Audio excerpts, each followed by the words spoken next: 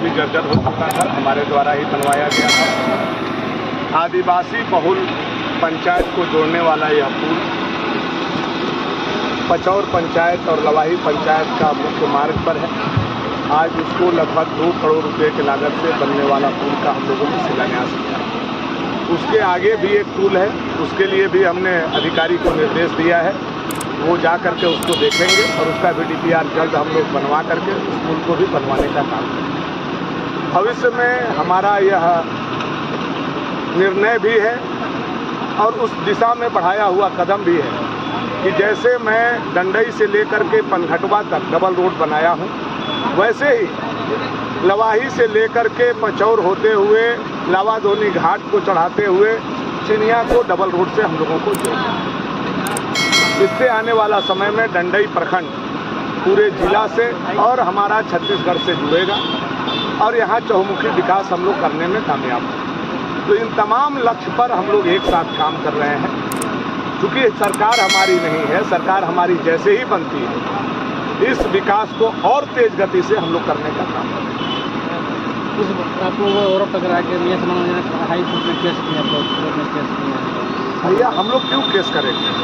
हम लोगों ने तो ये कह दिया कि मैया सम्मान योजना के लिए अगर एफिडेविट देना पड़ेगा तो हम लोग, और केवल मैया के लिए नहीं, हम लोग मैया के लिए भी बढ़िया योजना लाएंगे, हम लोग भैया के लिए भी बढ़िया योजना लाएंगे जैसा महाराष्ट्र में हम लोगों ने लाया है, और बेरोजगार सैया के लिए भी बढ़िया योजना है। यानी आने वाला समय में 18 साल के उम्र से लेकर के 60 साल के उम्र तक हर नौजवान, हर महिला, हर बुजुर्ग, हर किसान नौजवान के हाथ में एक हैंडसम अमाउंट हम लोग देंगे, जिसका घोषणा हमारे घोषणा पत्र में होगा। प्रधानमंत्री जी करेंगे, हमारे यहाँ के बाबूलाल मरांडी जी करेंगे, भारतीय जनता पार्टी करेंगे। पूरी पढ़ाई को आरोप लगाता है आप विवादों में आते हैं, तो हम आपके सामने हैं, अब क्या चीज़ में आते हैं जनता ज़्यादा बताएगा।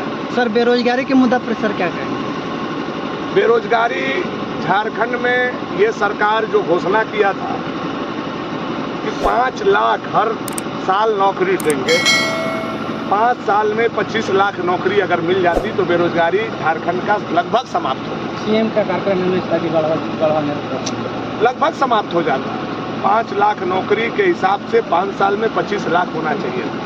आप याद कीजिए, रघुवर दास जी की सरकार थी, बाबूलाल जी की सरकार थी, अर्जुन मुंडा जी की सरकार थी, बहालियाँ होती। यही डंडई प्रखंड से कई लोग टीचर बने, कई लोग डॉक्टर में बहाल हुए हैं, कई लोग पुलिस इंस्पेक्टर बने हैं, दरोगा बने। लेकिन आप बताइए 5 साल के दरमियान एक भी आदमी चपरासी भी बना है डंडई प्रखंड का?